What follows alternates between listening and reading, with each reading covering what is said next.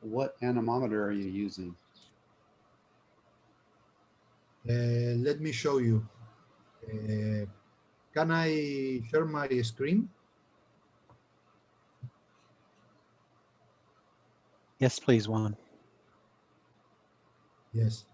Well, here it's in Spanish, so maybe you won't understand. But if you want to, if you don't understand, just ask me. Here is the location.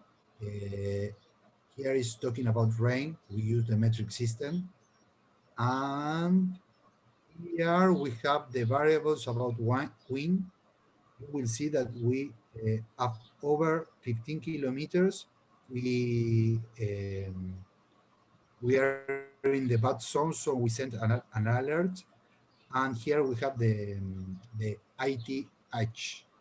This is about this is a very important variable for farmers in dairy and cattle industry. And here you have it. This one is the one that I'm working now, and I hope to find out the way to work with this, with the wind speed and the delta T, that is another measurement for sprayers. Um, mm, What well, is this was what I ITH? want to show.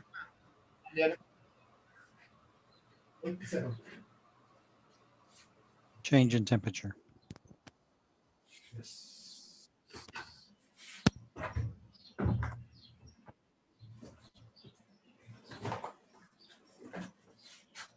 This one.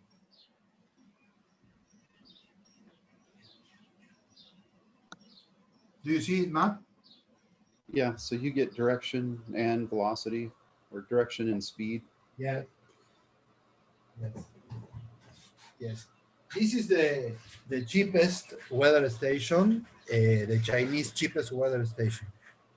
Um this is a project that I have been working with a recent partner, the electronic engineer that I am trying to pull to the tractor project, but he did not accept. But I will keep on trying.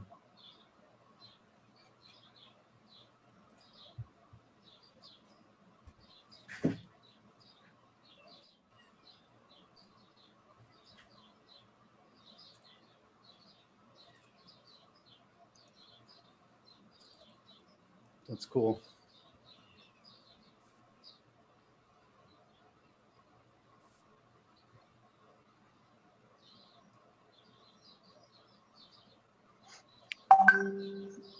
Juan, did you have anything else that you wanted to? Do you want to talk about the spreadsheet? Sure, I think that's a fantastic tool. Mhm.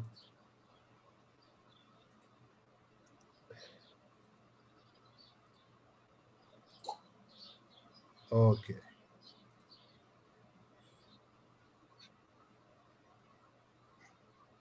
Okay. Here we are. Well, if, as I was talking with Matt the other day I think that I'm not using the same navigation stack that you and Matt are using. And well, that's something that I will have to change as the same way that I changed the the MEA driver that I was using. I will Or try you to get work the yours same way fixed, that you are working. or you get yours fixed and I use yours. Either one's fine with me. Either direction. Because I would much rather be like one step behind you, brother. One step behind you. I'm not sure.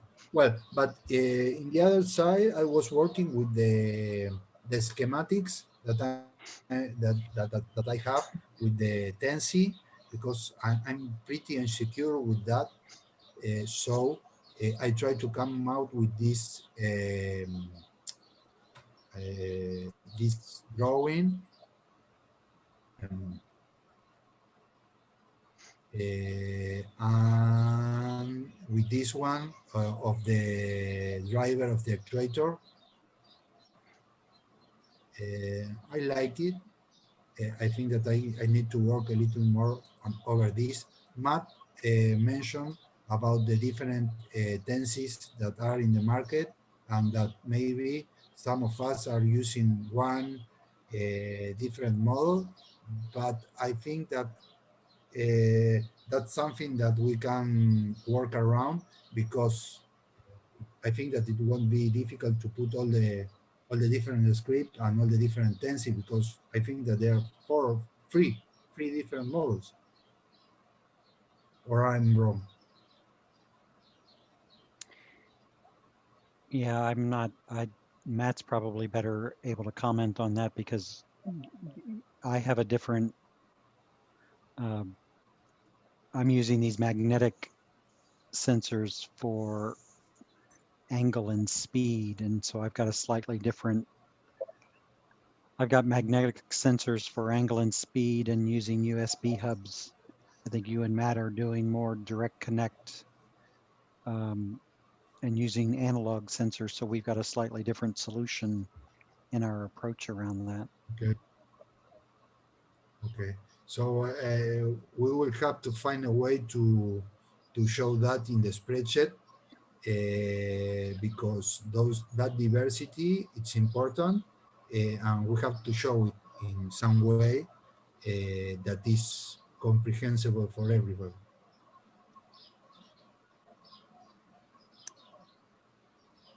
Yeah, I mean, whatever documentation you have, I think is going to be useful for anybody that follows. I also have a PowerPoint slide where I've got, I'm going to call it a block diagram, a high-level block diagram for how things are connected, that I think is useful too. But yeah, I think any documentation is useful for anybody that follows. I mean, Jonathan is on and he can comment about what he's seen so far that's useful, to somebody who's trying to, follow along. But I think anything is helpful.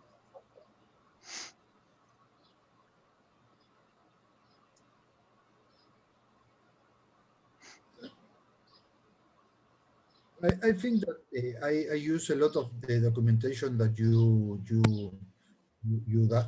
have done, Al, and it's very useful. Maybe the the problem is that I don't know how to explain this, but when you talk about order, sometimes order is something subjective for the people. I find a different way to order myself than other people. So uh, I don't want uh, to mess and put my way of thinking in how we have to order this. I'm trying to get the feedback of you, Matt, and everybody, and try to come with something that is useful for the community. That's great. I mean, I think that's fantastic. I certainly support it because I mean, as Matt has repeatedly said, there's no perfect way. I think whatever you put down on paper is going to be helpful to somebody who's trying to follow along. Yes, and sometimes something that come out of this, I think that we are all alone. In most of the cases, there's no team beside the robot. It's one person show. That's that's something that it's different from what I think in the beginning. I thought that I will have some partner working with this, and I'm pretty alone with this, besides the community. But it's a lonely work. Well, it doesn't have to be lonely, but yeah, you're right. There's not as many. There's not. It's not like there's a dozen people that are all trying to do the same thing. It's just a few of us at the moment. I didn't know if people were moving to the Teensy 4.0 or 4.1 instead of the 3.2. But I don't think that that's a problem because we can put together too the other things. You have to guide me only because they are the things that we are connecting to the Teensy are all the same. Or I am wrong about that? Well, everybody's setup is a little bit different. The sensors that they use.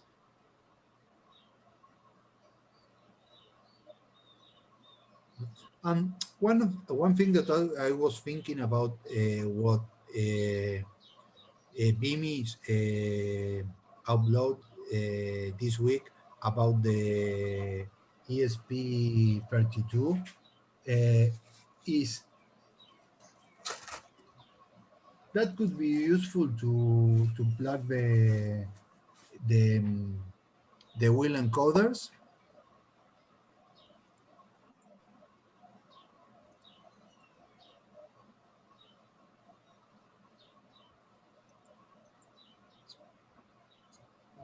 Is that a question? Yes, sorry.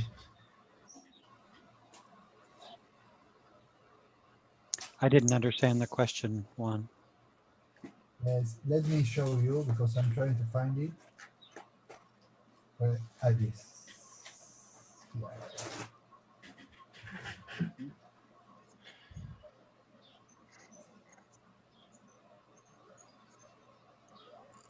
Because one of the things that I have two questions. The wheel encoder that have the gear, uh, that's need to be of metal.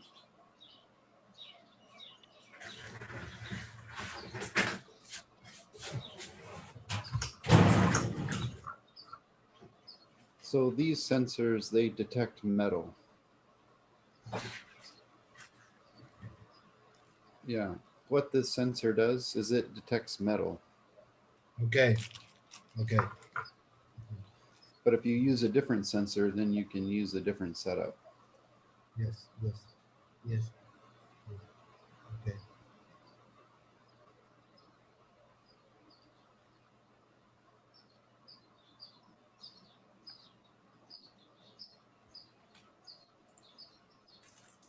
We are all using the same sensor for the wheel encoders. No.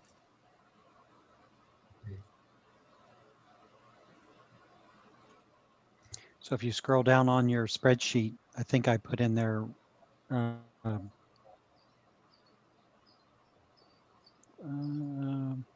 but you had something in there about encoders. Yes, here.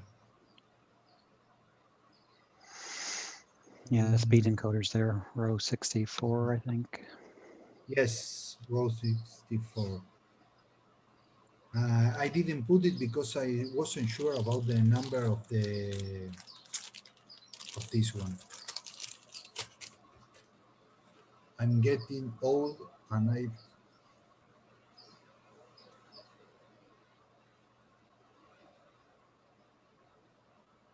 Yeah, so that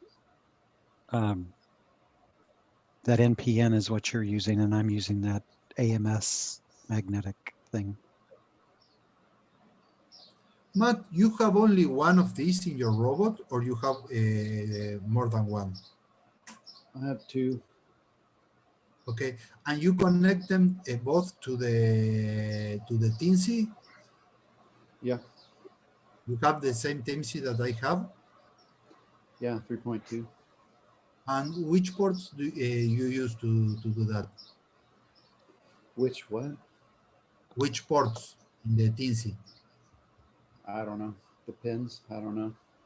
Ah, the pins, the pins. Sorry, I was talking about the pins. Okay.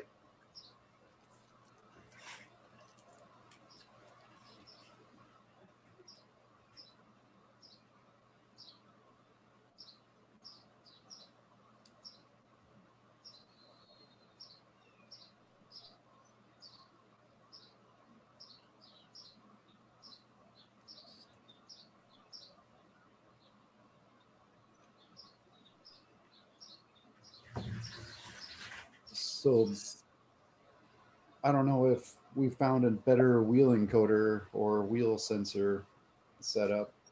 We may want to explore that, and things change and we learn things and new sensors come out. So it's kind of a moving target. Yes, I think that that's not my problem. I have to work in other things than changing that sensor. Uh, I have to work in the simulator. This week I was able to install the last version of Beanie with the help of him. He didn't let me because I was in trouble with some things, and I will try to work in the simulator these days. Uh, and I think that I need to work other things than changing my setup. Okay.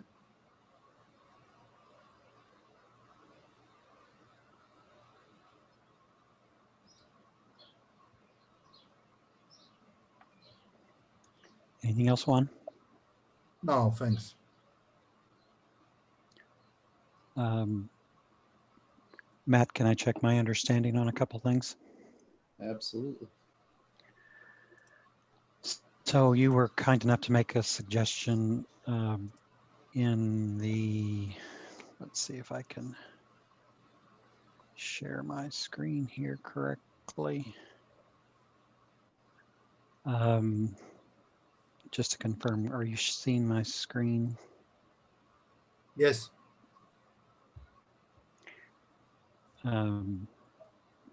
So you had made this suggestion, which I haven't implemented yet. So I just wanted to confirm my understanding, if I can. So we're going for a TF tree that's got map to ODOM to base footprint to base link, and although you didn't put it there, but then to GPS.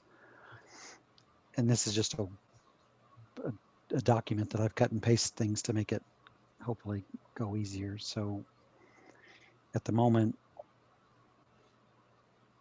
last time I took a copy of my TF tree, I'm going map to ODOM to baselink to GPS, and then map to UTM, and I've got base footprint out here that's, I think you guys call it an orphan.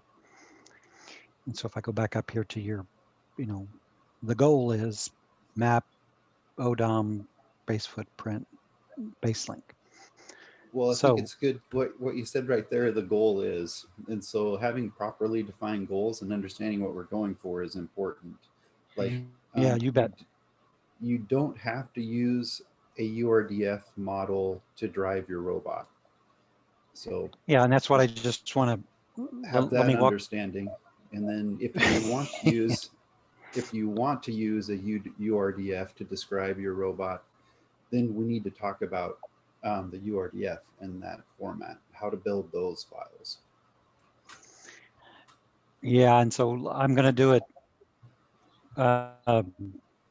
Let me rattle off the way that I'm going to call it the fastest way to meeting the goal that I can get my head around based on my understanding at the moment. So you've made If that's us. literally true,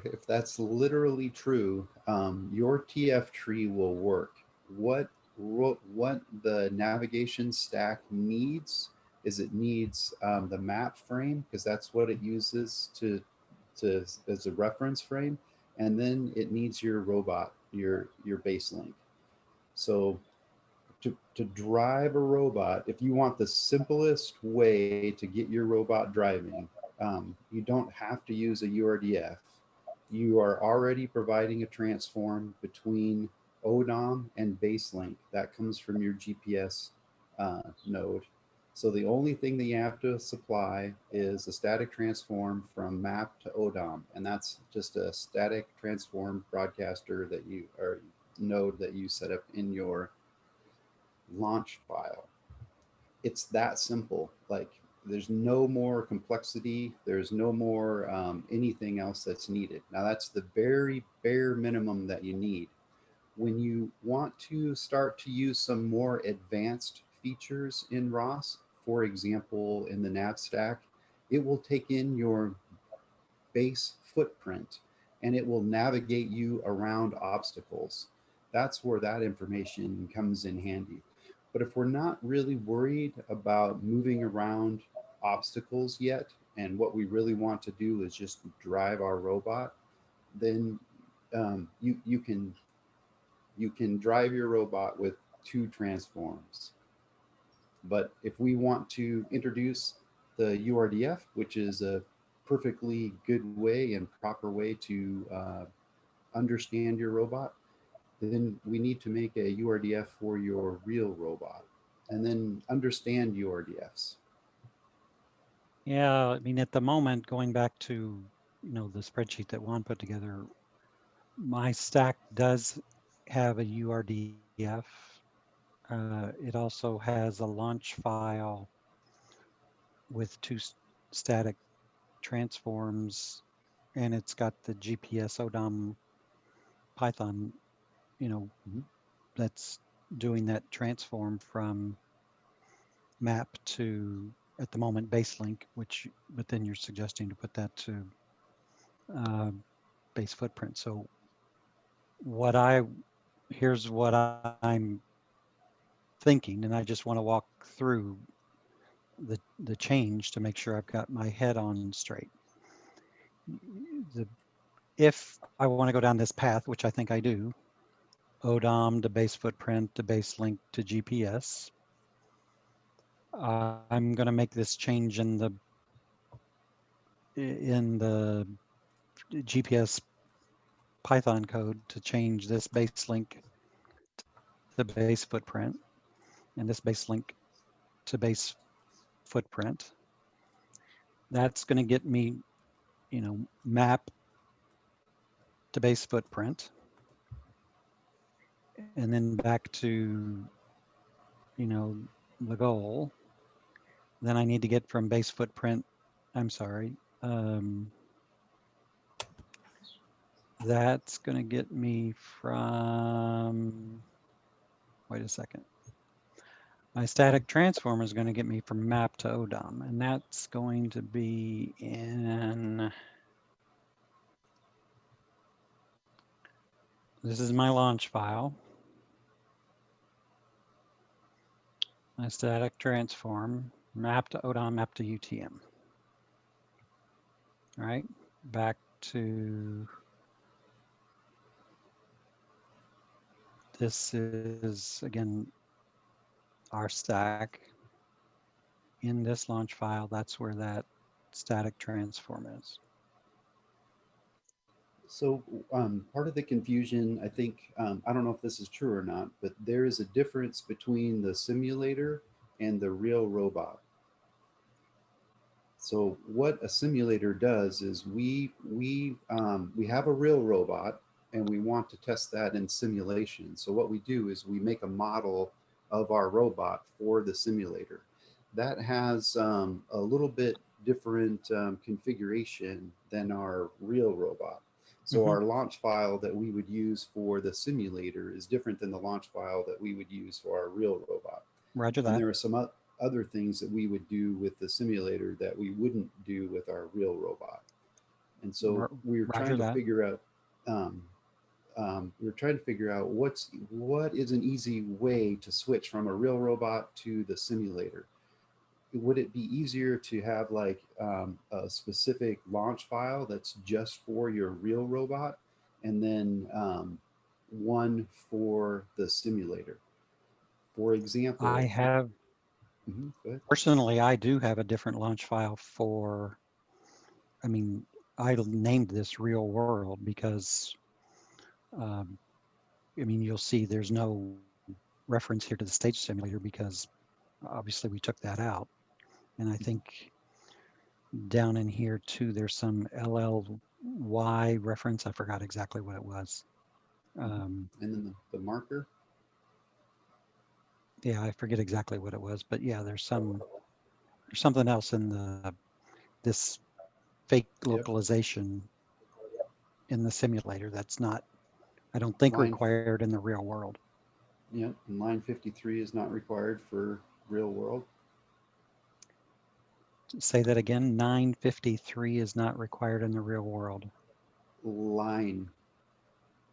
You can look at line number 53. It says markers. So I should take Markers. this out for the real world.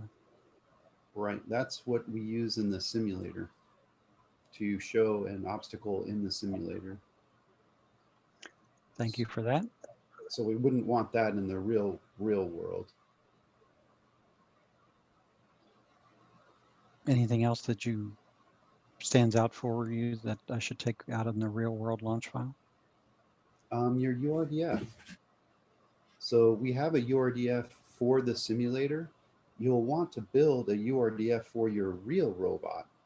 And those may be similar in some cases, but they may have some differences. And so it would be super helpful to go through the URDF tutorials. I posted the link in the chat just to get an understanding. What's a root link? What are joints? How are those measured? What do those do? What does the URDF even do? What are the links and the joints in the UR? How does ROS consume those, and what does the nav stack do with those? You really want to understand how those pieces go together. Super powerful, definitely need them, but think of ROS as layers of complexity.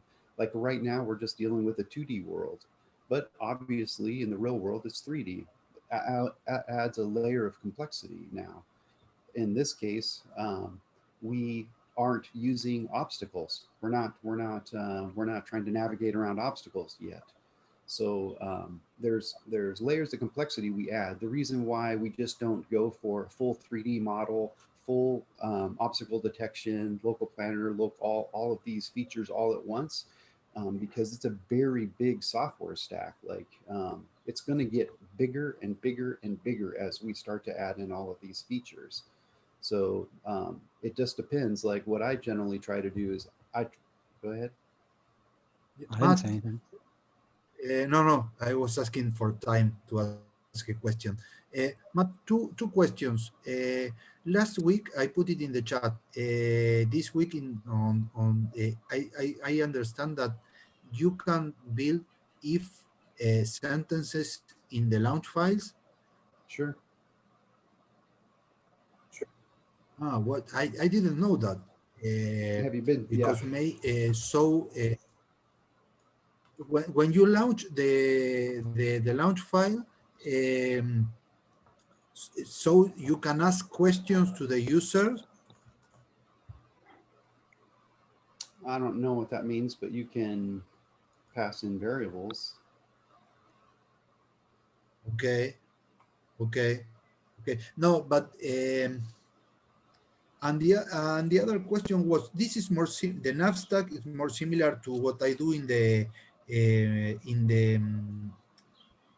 cars of ROS, in the class of ROS, because there we use move flex to move the rope.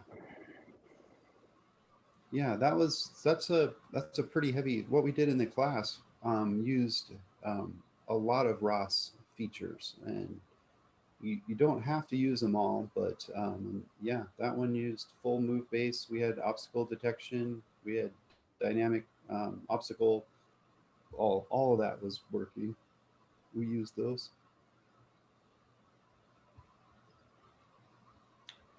Sorry. So so ROS is very complex, right? So we're learning more that we can just add more modules, more things, and then have it more and more functionality.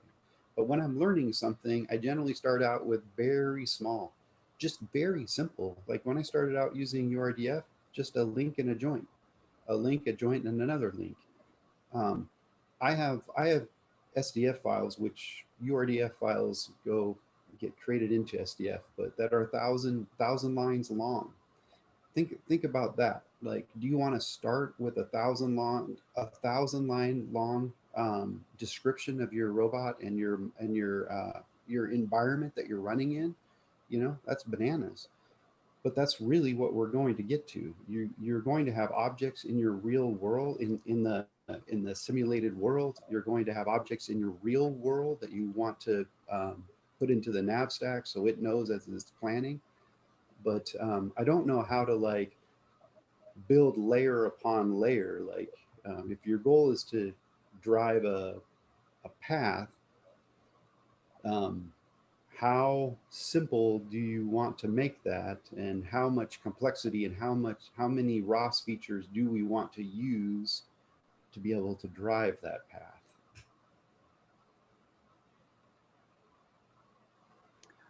For me, the goal at the moment is just to get the 2D nav working. So when you say working, um, I have never heard of an error. That TF tree, even though it has an orphan base link, it still drive. Yeah, but I mean let me So go if back it to the doesn't, last post.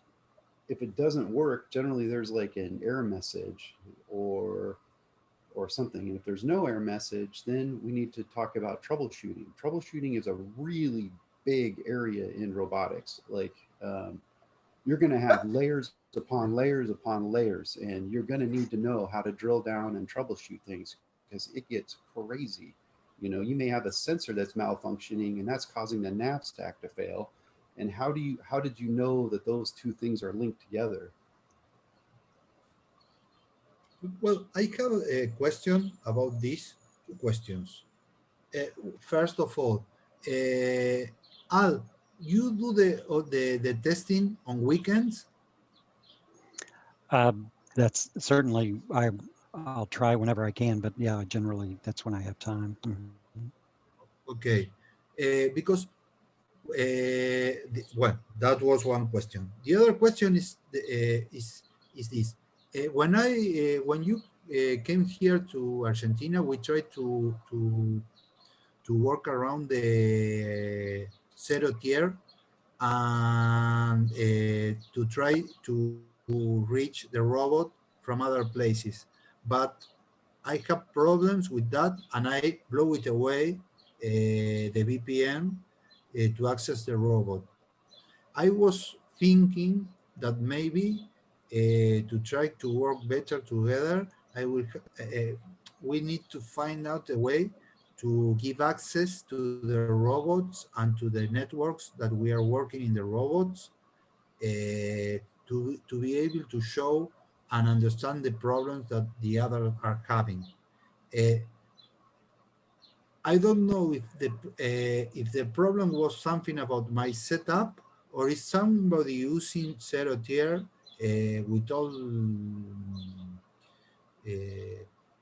I don't know how to say it with all the setups. It's somebody using and implementing the launch tractor with access through zero tier. Alice.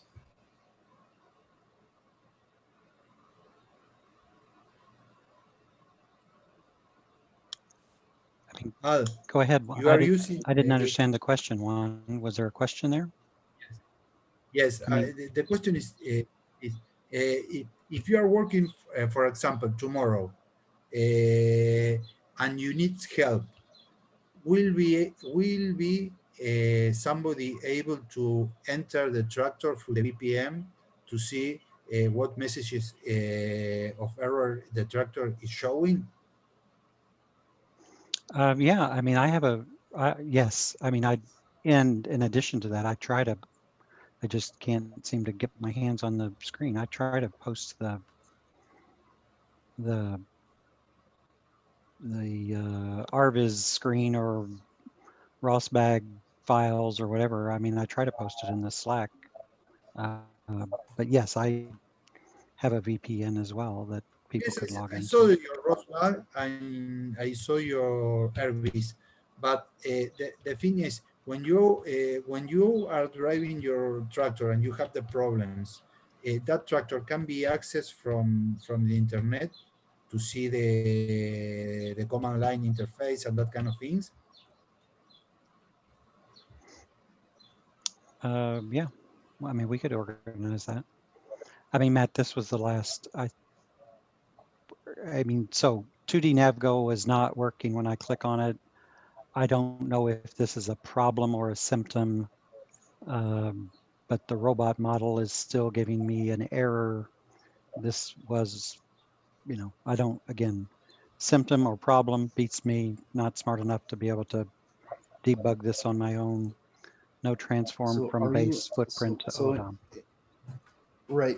So I asked you, are you able to drive the simulator? Yes, Are you able to send in a 2D nav goal in RViz and have it drive? in the And simulator, that yes. answer is okay. And then when you switch over to your real robot, you say you send out a 2D nav goal and nothing happens. Roger that. And then when you debug the command velocity, are you getting a command velocity message from MoveBase? Is there any error? Are there any messages? No error. Have command velocity has worked religiously for months. Um, so when you send in a 2D nav goal with your real robot and you're debugging command velocity, what is shown on there? When I send in a 2D nav goal, what is shown on there? What is shown on there? Meaning what? Command velocity. If you were to do ROS topic echo in one terminal, send in a 2D nav goal, is MoveBase sending a signal? Is MoveBase outputting a command velocity message? Basically, kind of what you want to do is kind of chase down what's the difference between one and the other. Yeah, I'd have to check that. I don't know. Is to answer your question is command velocity here's what I think you're asking me. When I click on RViz and do the 2D nav goal, does command What happens? velocity publish a topic? Publish Yeah, anything? Yeah, I don't know. I mean, yeah, I is can check that MoveBase out. publishing anything?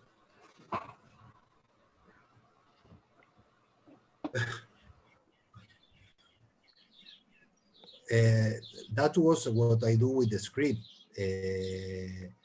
I send I send the messages through command velocity and move the tractor. You were able to move the actuator and the steering wheel from the command line, the robot. Oh yeah, I mean, I actually have a little command velocity uh, program. I don't know. I think I put it out there on GIST. Uh,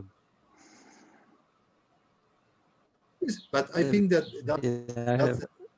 the same that I have done later.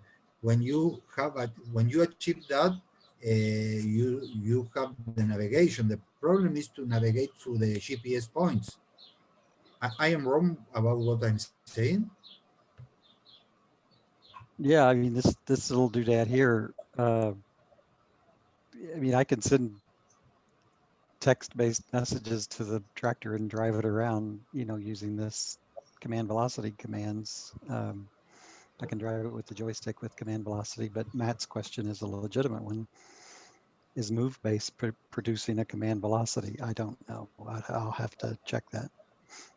So in The ROS, there's many ways to fix problems and to do things. But if you want to test, you already know how to do a static transform in your launch file, right? You added one line, you started a static transform from map to ODOM. you can copy that line and now do footprint to base link as a static transformer. And then that little error in RViz will go away. Say that one more time if you don't mind. So basically, ROS is a set of tools that we use in different ways. And so Static Transform Publisher is one tool that we use in ROS. Right now, you're getting an error in RViz saying that your system, your robotic system, does not have a footprint to your base link defined. There's no measurement defined there. That's what's missing. That's why it has an error. It doesn't know where base footprint isn't attached to your TF tree at all. Right. So the Static Transform Publisher, what that does is it attaches 2 frames. So you obviously you know that, right? So with one line, you can make that error go away. You copy a Static Transform Publisher that's in your launch file and paste it in there and change map to ODOM to base underscore footprint base underscore link. And guess what? Now your system knows the distance between those 2 frames. That's what the transform is publishing.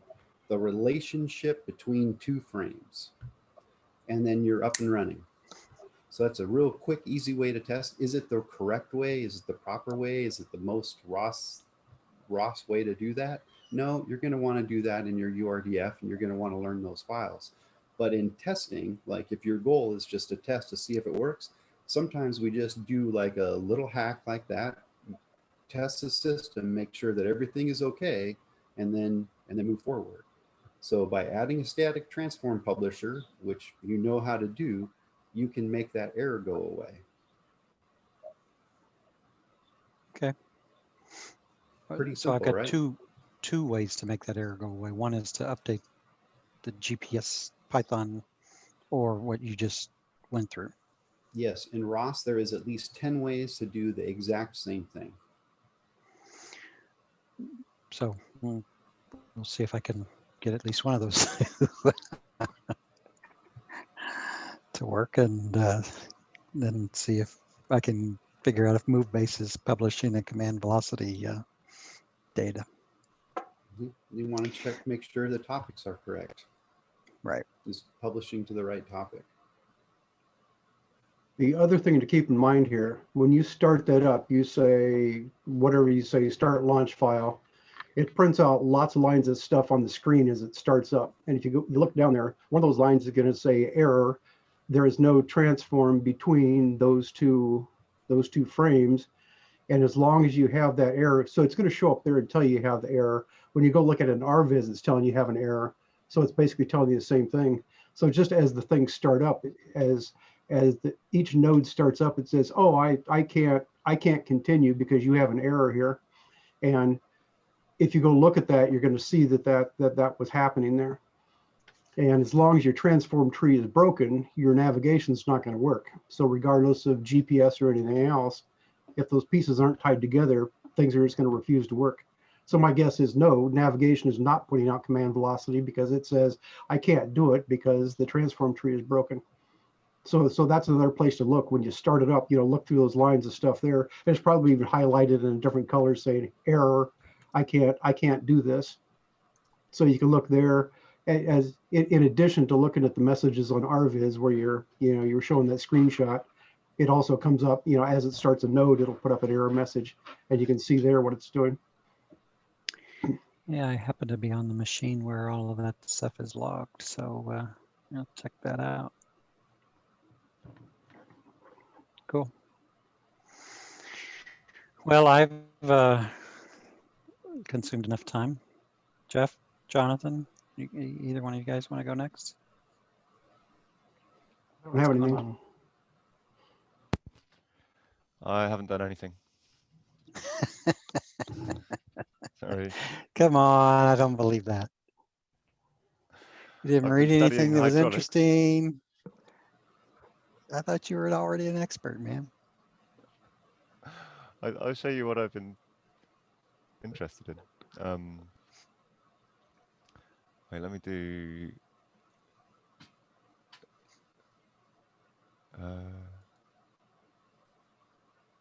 Holy cow. This is how the hydraulic control system on an excavator works. And I've just been trying to understand it to try and improve my hydraulic engineering. So this is the tank here. These are 3 pumps. The little yellow one is the sort of pilot pressure, the control system.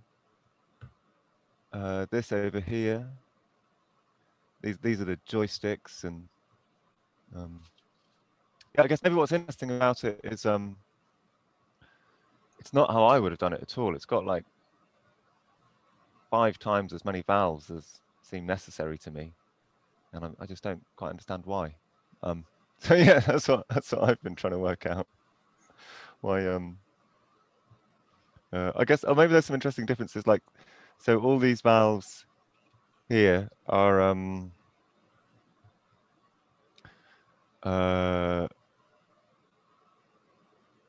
like this valve might actuate the boom. This valve might actuate the arm cylinders. This valve might actuate the bucket cylinders. I think that's what they actually are.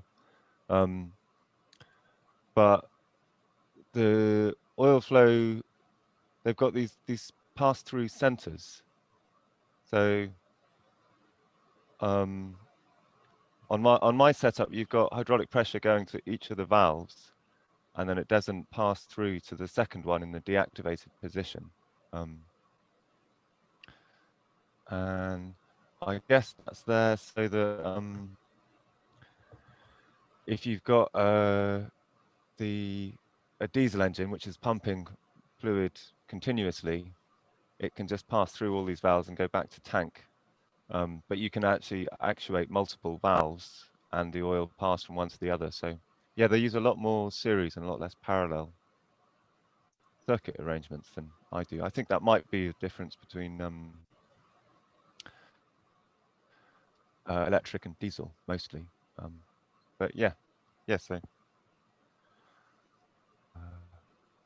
that's probably about the most useful thing on engineering this week is study some hydraulics. That's a whole nother world, man. Oh man. That's a whole nother universe to learn, Matt. Well, I don't think I'm ever going to catch up on. I don't think I'm ever going to catch up with Lee and Paddy on microelectronics and programming. So I'm not trying to invest in something useful, which friends of mine aren't already better at That's than I why am. it's always, it's good to have people with different disciplines.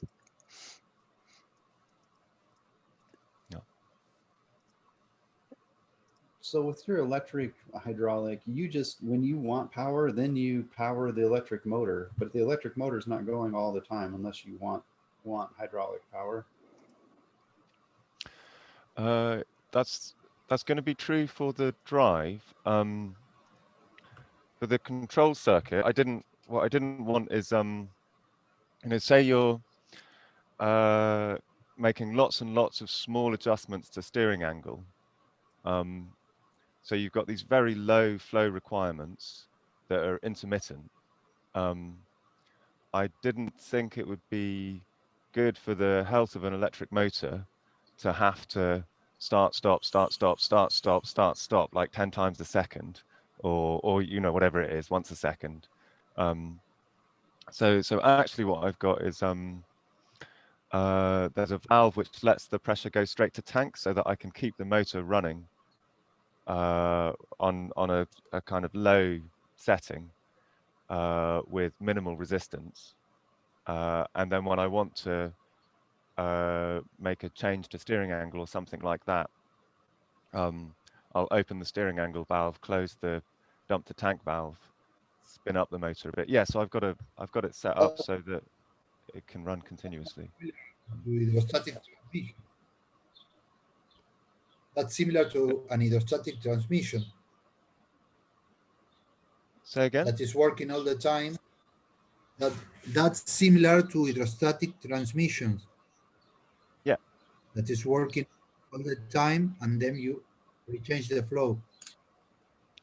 Yeah, except that hydrostatic transmissions generally have a variable displacement, like a swash plate piston pump. Yes. Whereas I can probably show you.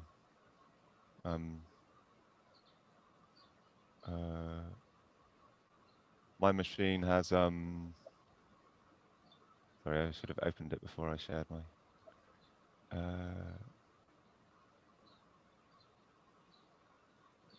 yeah, my machine has one small electric motor here, which is a fixed displacement gear pump. And that's going to this manifold, which is like the control manifold. And then it's got a separate electric motor with another fixed displacement pump, which is going to the wheel motors. So the drive, yeah. So whereas I think essentially, I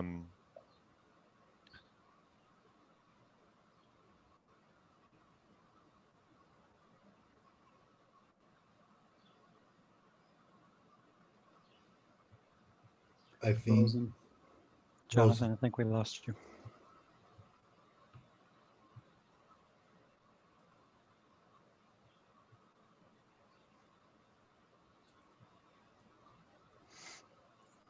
Matt, can you still hear me? Yeah, I can. Yes. Jonathan, you're off the air. It's the first time that I see the robot of Jonathan. It's awesome. Yes, it's very He's coming back. interesting.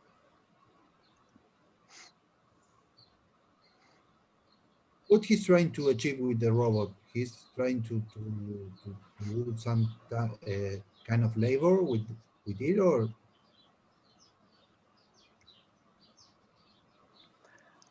I'm not sure I recall him mentioning. I mean, he has he's a vegetable grower, so I think he's focused on that space. Can we do the same thing with car hydraulics? if we can do the same thing with car hydraulics. Is that a question, Matt? I don't understand. Yeah, I like hydraulics, but all of those valves, proportional valves, all of that stuff is super expensive.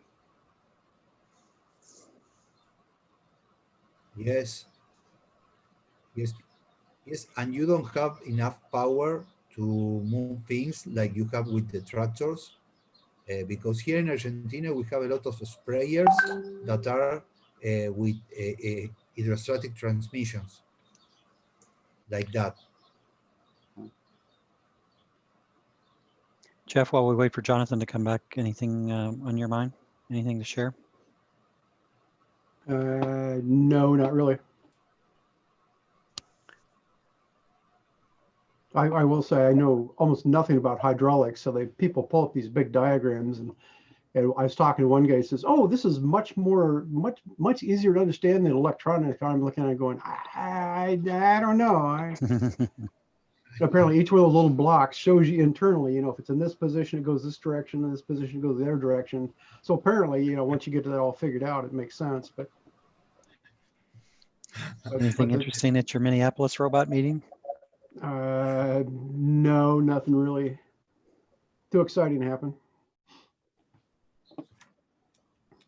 Oh, one thing is that the Yahoo groups is going away, and we were using that for our email list. Nobody said anything, but we had 170 people on there, and that's going to disappear next month. So somebody started up a Slack channel, so we've got that nobody says anything on, but we still had our video meeting last night, and people just rambled on for 2 hours. We really didn't get much accomplished. Speaking of that, there wasn't a recording from the Tuesday night video. Was that a technical glitch, or? You got an external drive? So back to Al's question, partway through, I saw Matt did turn the recording on, and he hasn't been recording meetings. And my internet was so bad, I just gave up and left. And then I saw there was no meeting posted. So I don't know. This is the other thing I did. This is the other thing I did where one day Matt says, here's what it looks like outside. And I realized how easy it was to switch cameras. So I just got a camera on my top of the monitor looking down at my desktop, or I've got this one. And then it turns out that if I really wanted to, I could pull up this one, which is on the laptop. So I got lots of cameras now that I can switch around. So, Well, tell us about the hard drive. What's this all about? oh, this is my Raspberry Pi 4 with that big fancy cooler on it, and it's just an external solid state drive.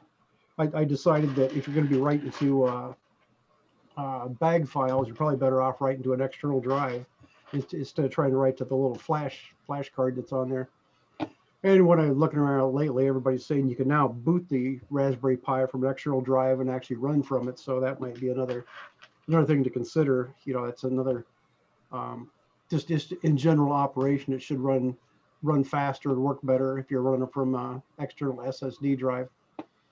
And if you look far enough, I found that you can get a board that's the size of, you know, the size of your, well, I said that it's got a plastic plate on there right now, but you can get a board that bolts on like that, and then a socket so you can put the little M2 solid state drive on the bottom. So instead of having this big clunky thing out here with the big cable in the way, it would just raise it up a little bit, and you'd still have a solid state drive under there.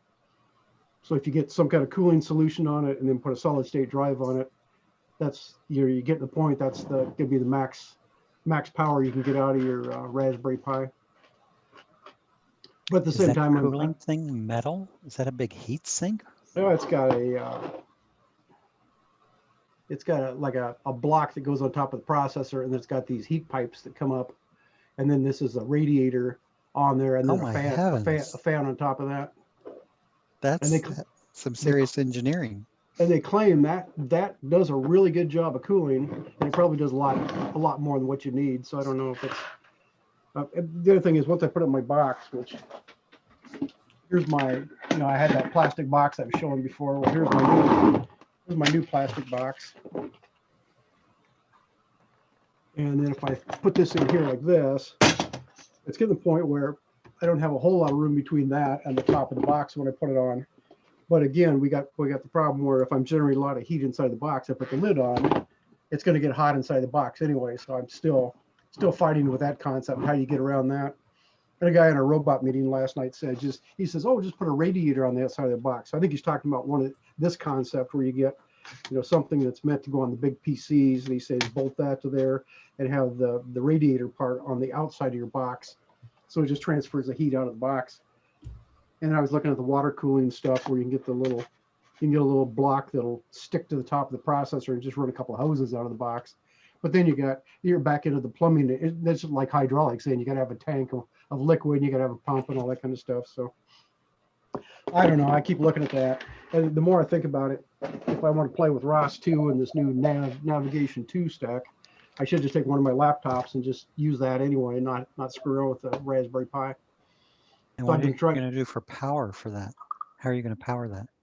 For a Raspberry Pi? Yeah. I was just going to go with little switching converters that would take my vehicle voltage.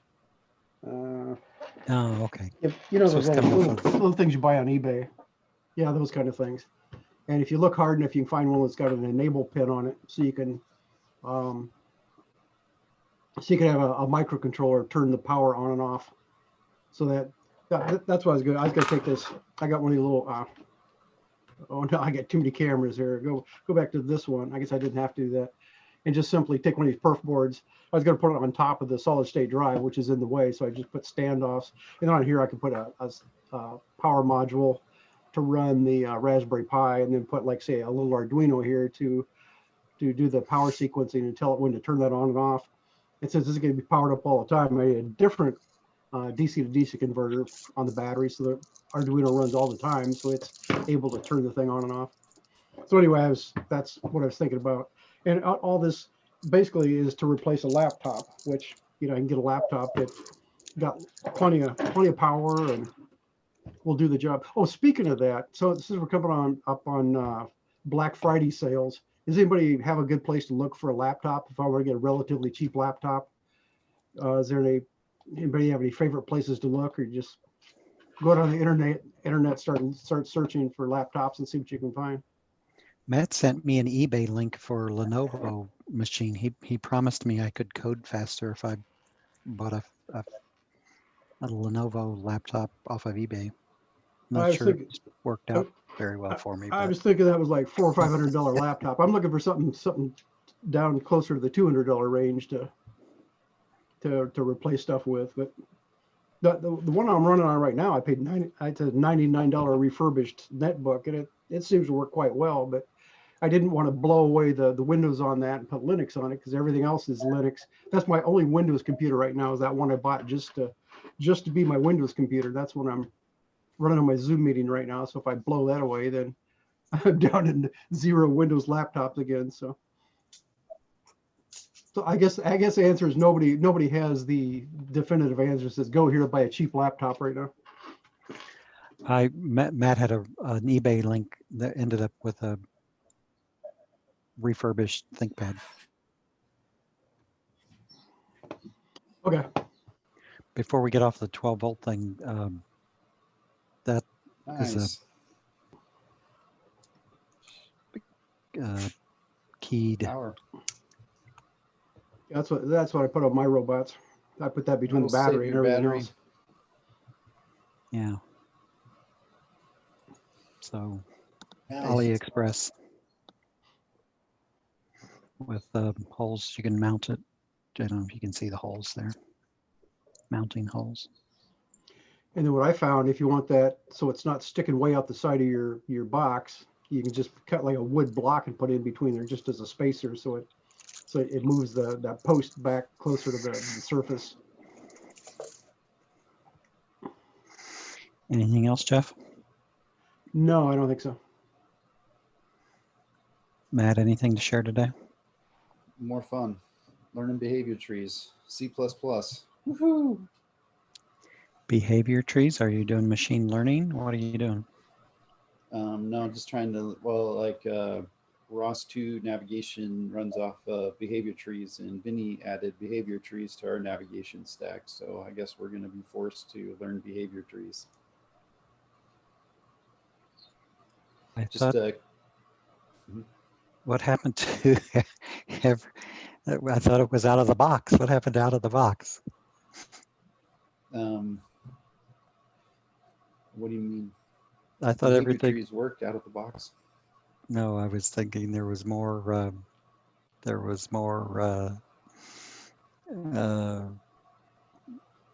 What it was. The navigation stack was standard, or what worked out. I didn't think there was going to have to be custom code. It was somebody else had worked through some of the challenges, and then ROS 2 was going to have it included. No. And it's turtles all the way up. I know that the behavior trees that we are using is a little bit different than the behavior trees that are in Nav2, but the concepts are still the same. It's basically complex motion control or complex behavior control.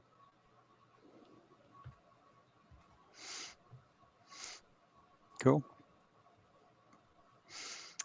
Well, Speaking of behavior trees, they have released the videos from ROS World, and I'm just now looking for a link, and it didn't pop right up here, but they had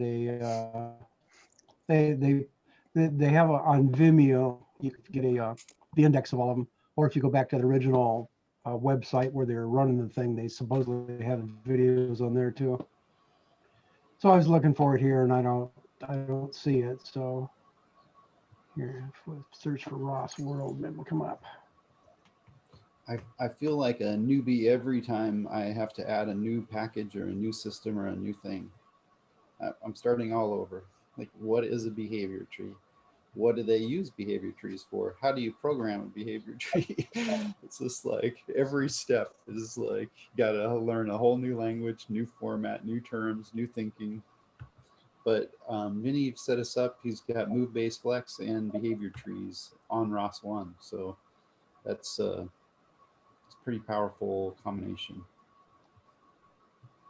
And then that kind of preps us to go to nav2, which uses behavior trees and has a lot of all of those features built in now.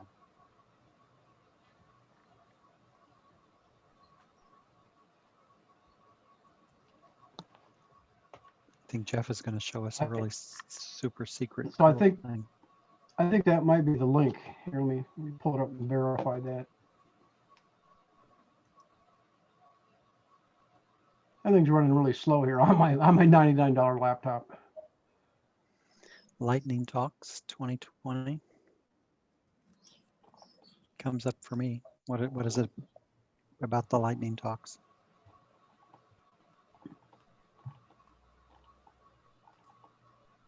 Well, this apparently isn't the page I wanted because it, yeah, there's an index to all of them. And let me look at the Lightning This is Talk. page 1 of 5, Jeff. Swap cards, as well as on Vimeo pages. Oh, I just got the wrong one here. Let me try this one.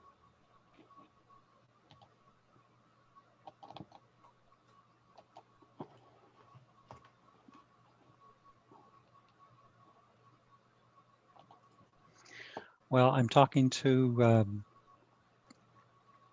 the guy who is trying to make a business out of selling alfalfa in Florida, and I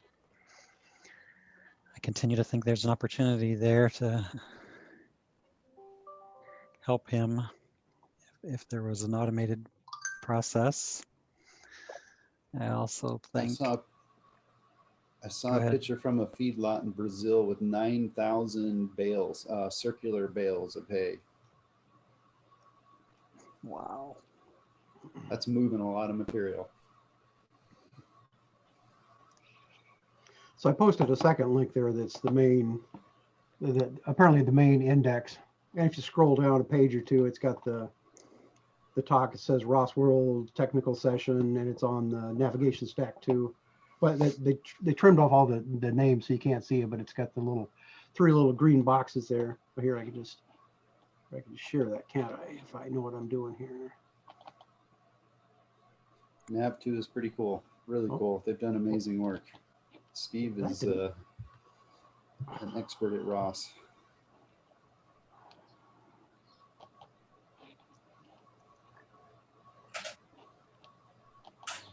Let me try this.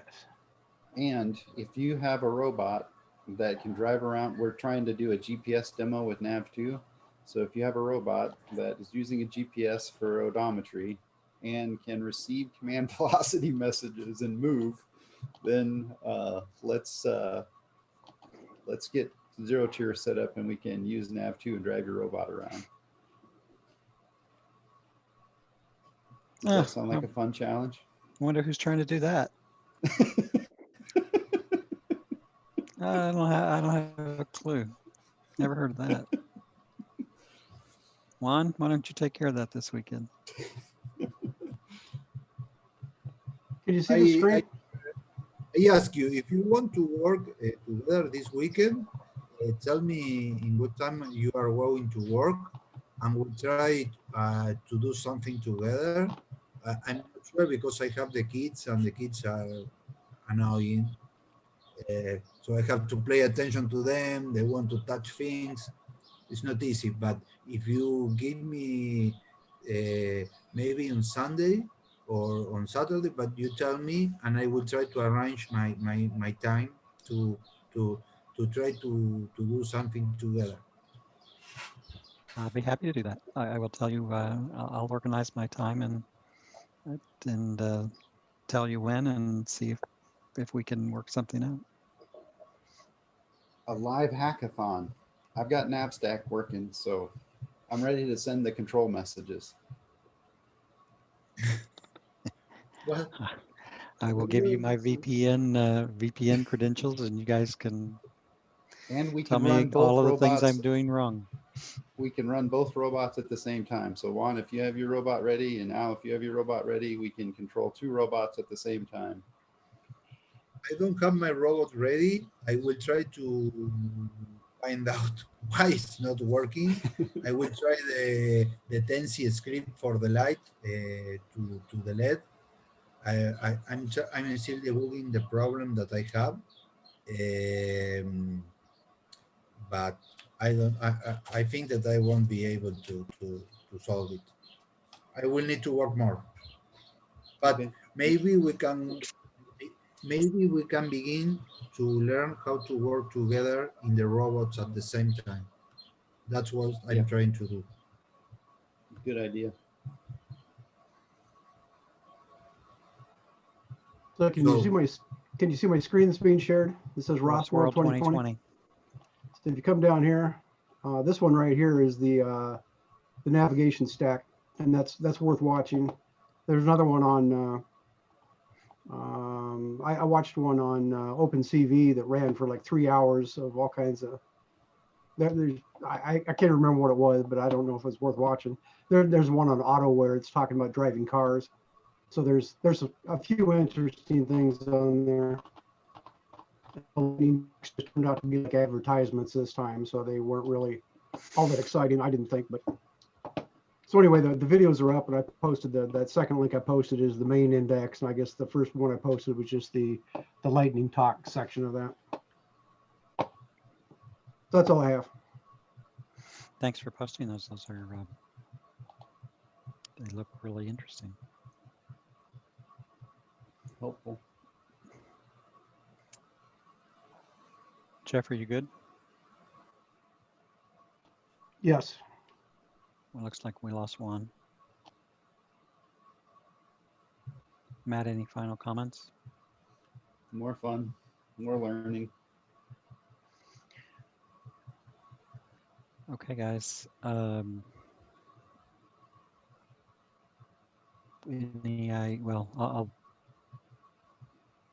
post a message to see what sort of times might work for Juan. Juan, are we 3 out from, how many hours difference between Matt, you and Juan? Would it be like 6? He's on mute. You're on mute, Juan. I think he's the same time as Chicago. Okay, here it's 3 o'clock, 3:20 in the afternoon. 3:20. 3:20 p.m. Yes, PM. 2 hours different from Eastern. There? 10 o'clock here. Yes. Yes, the Thursday meeting So 5. is difficult for me. Say that again, Juan. Tuesday That night meeting. the Thursday meeting it's gone very late for me. 5 hour. So is Saturday or Sunday better for you, Juan? It's the same. And Maybe is early or Sunday- later better for you? maybe in the morning is better for me. Surely in the morning is better because kids are sleeping. 8 o'clock Argentina time. Yeah, that's like 3 a.m. for Matt. That's a little bit unsocial. That's 5. No, Or, no. Tell me, what time is there, Matt? Where are you? it's 10. But Al's 3 hours ahead of me. Oh, okay. So it's 1 at 1:30 there. So 8 a.m. for Matt would be 1 p.m. And- for you, Juan. No.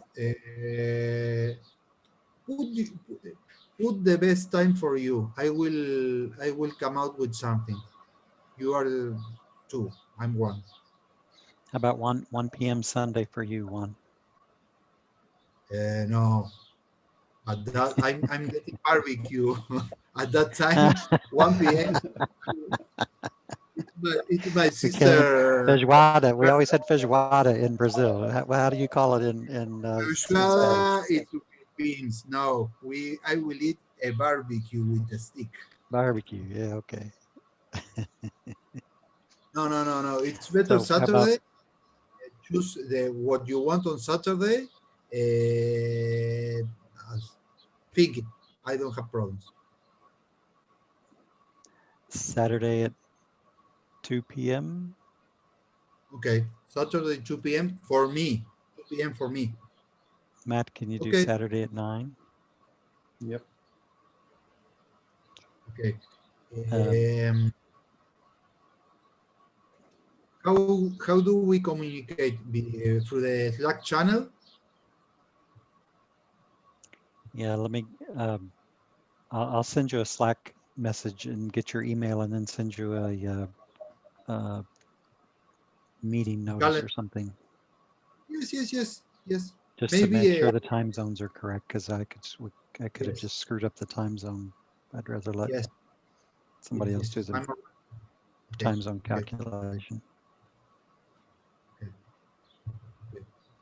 Okay. So I expect a message in the Slack channel. See you tomorrow. Ciao, guys. Bye. See you. Bye-bye.